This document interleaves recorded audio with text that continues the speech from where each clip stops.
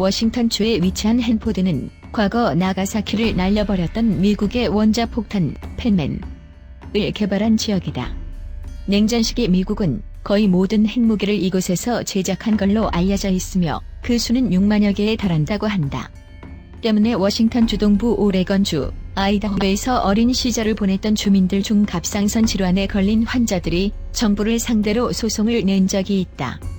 미 정부는 오류를 인정하는 것은 아니지만 금전적 배상을 허용하겠다고 밝혔고 소송은 진행 중이다. 아주 먼 과거 세계 역사의 중심이었던 이 바다는 원자력 발전소도 없는 바다지만 1994년 방사성 물질을 실은 배가 행방불명된 적이 있다고 한다. 이 배의 행방은 아직까지도 밝혀지지 않았다고 한다. 또한 이탈리아 마피아들이 유해 폐기물을 지중해에 버렸다는 주장이 나오기도 했다.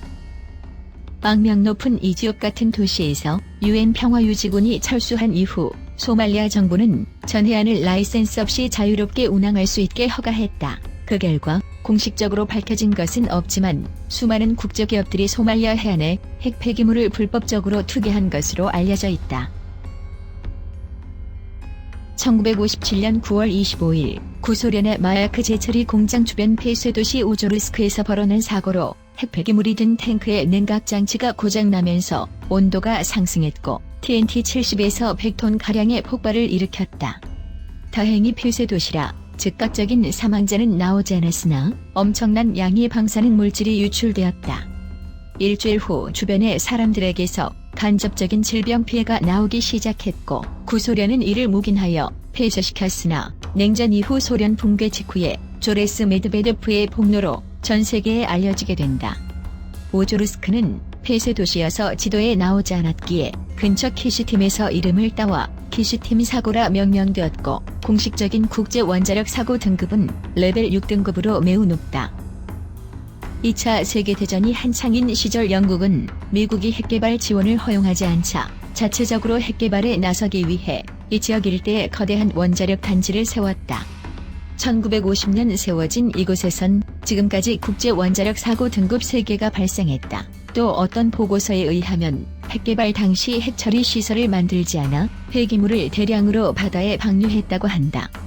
이로 인해 200kg의 플루토늄이 셀라 빌드 옆 영국과 아일랜드의 사이인 아일랜드해에 버려져 있다고 한다.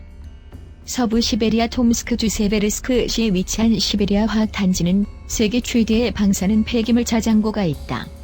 전력의 80를 원전에 의존하는 원전국가 프랑스에서 대량의 핵폐기물을 이곳으로 보낸 적이 있어 논란이 있었다. 러시아는 프랑스의 부족한 재활용 기술을 가지고 있기 때문에 사들인 것이라며 해명했지만 쉽게 논란은 풀리지 않고 있다. 이 저장고는 지하에 위치해 있는데 매우 오래전인 1949년대에 지어진 것이기 때문에 깊이가 얕아 방사능이 새어나오고 있다는 주장도 있다. 사람의 손길이 거의 없는 북부 카자흐스탄의 15만 평방킬로미터 지역 일대는 폴리곤이라 명명되어 구소련 시절 핵실험 장소로 이용되었다. 때문에 이곳에서 150km 떨어진 세미시의 사람들은 일요일 아침 진행되는 핵실험 때문에 땅이 심하게 흔들려서 토요일 밤에 보드카를 진탕 마셔 골아 떨어졌음에도 불구하고 바로 깰 정도였다고 한다. 거기에 이 지역 일대는 과거 70만 명의 사람들이 거주했음에도 불구하고 소련은 비밀리에 핵실험을 40년 동안 진행했고 수많은 사람들이 방사능의 무방비로 노출됐을 거라고 과학자들은 예측한다. 키르기스스탄 남부에 위치한 이곳은 매우 많은 우라늄이 매장돼 있어 과거 구소련 시절 광산 도시로 이용되었다.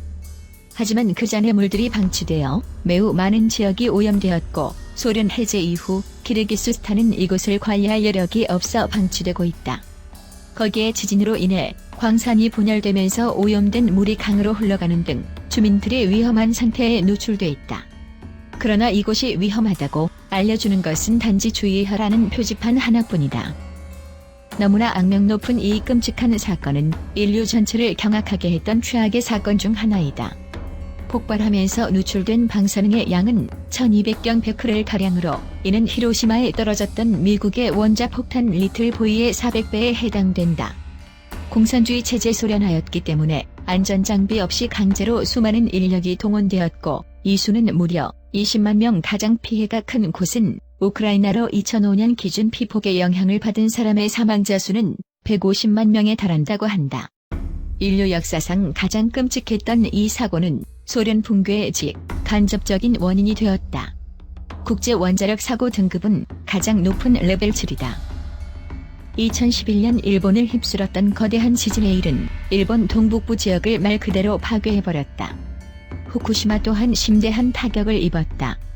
체르노빌에 이어 국제 원자력 사고 등급 레벨 7로 판정난 끔찍했던 사고로 후쿠시마 원전은 쓰나미 5.7m를 막을 수 있는 거대 방파제가 있으나 후쿠시마 원전을 덮쳐버린 쓰나미의 최대 높이는 14m였다. 그야말로 자연은 인류의 상상을 뛰어넘는 위력을 보유했던 셈이다. 거기에 당시 도쿄전력이 원자로를 포기해야 하나 말아야 하나 하는 30시간을 망설이는 실수를 저질렀고 결국 이 실수는 최악의 결과로 다가왔다. 이 사고는 일본 전역을 패닉으로 몰고 갔을 뿐 아니라 전 세계가 원자력에 경각심을 갖게 했다. 미국 가경제회의 위원장이자 현 하버드대 교수인 로렌지 서머지는 유감스럽지만 이 사고로 인해 일본은 매우 가난해질 것이라는 분석을 내놓기도 했다. 현재 일본은 심각한 전력 부족을 겪고 있으며 국민들은 전기를 아껴 쓰자는 운동을 하고 있다. 실제로 대지진 여파로 일본 GDP의 1가 허공으로 날아갔다. 거기에 국민들의 불안 또한 계속해서 가중되고 있다는 것이 문제이다. 그리고 가장 무서운 것은 레벨 7의 끔찍한 사고가 해결되지 않고 현재 진행 중이라는 것에 있다.